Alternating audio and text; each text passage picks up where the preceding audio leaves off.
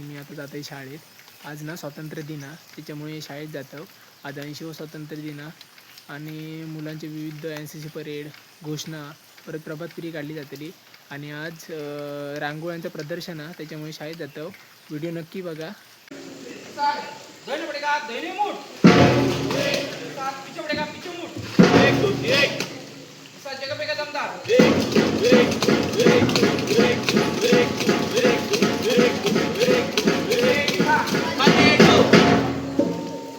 सात धन्य पडेगा धन्य मूठ एक रेड पीस का दो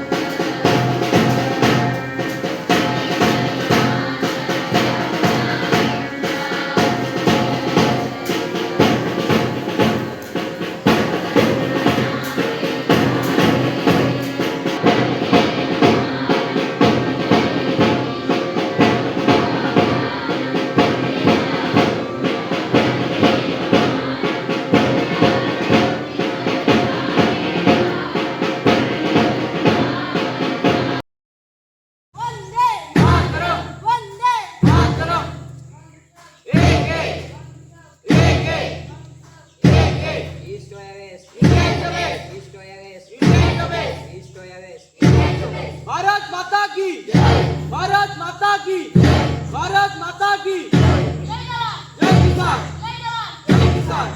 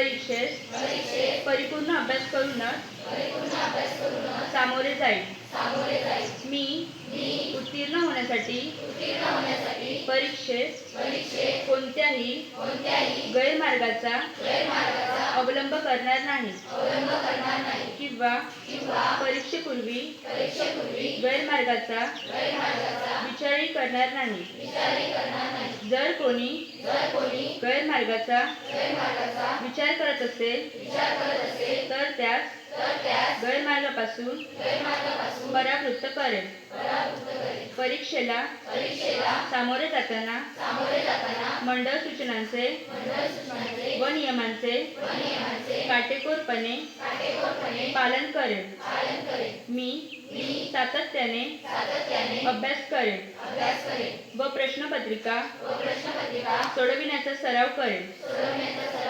तसेच परीक्षेस आत्मविश्वासाने निर्भीडपणे तणावविरहित सामोरे जाईल व चांगल्या गुणाने उत्तीर्ण होऊन माझ्या शाळेचे आई वडिलांचे व गुरुजनांचे नाव उज्ज्वल करेल जय जय महाराष्ट्र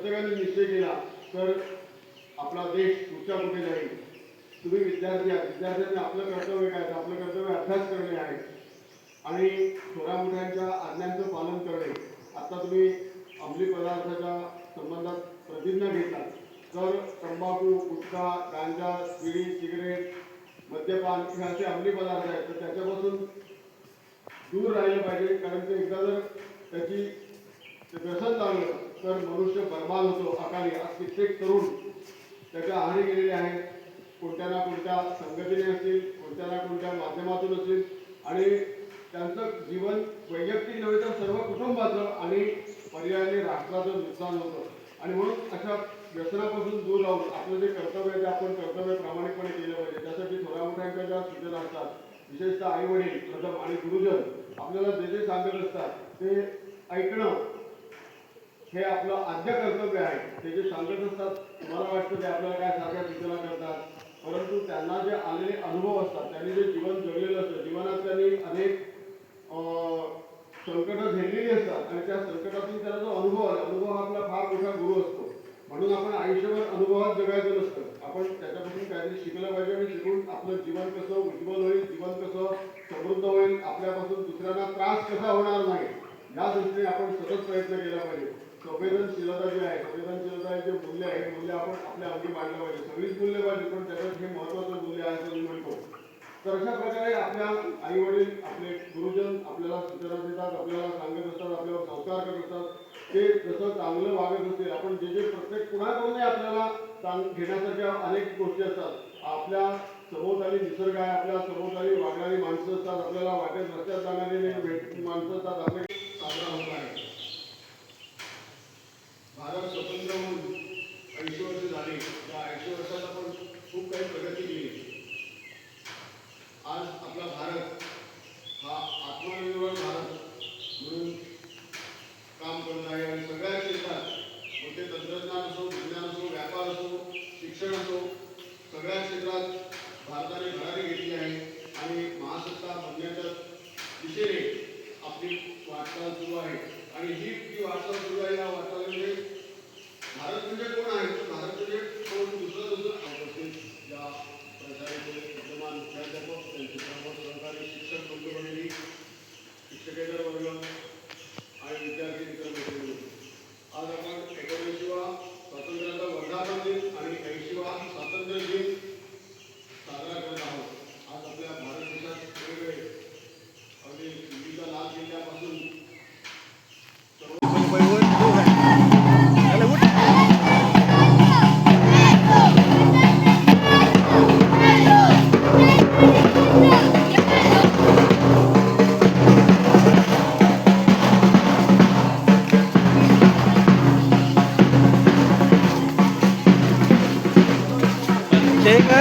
यायला पाहिजे.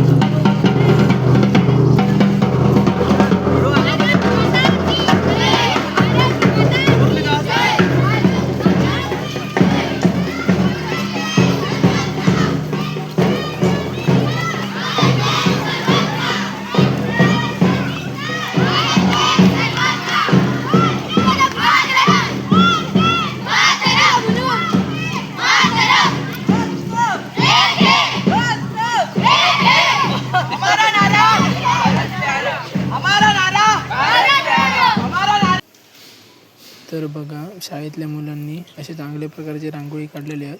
तुमका व्हिडिओत दाखवत आहे.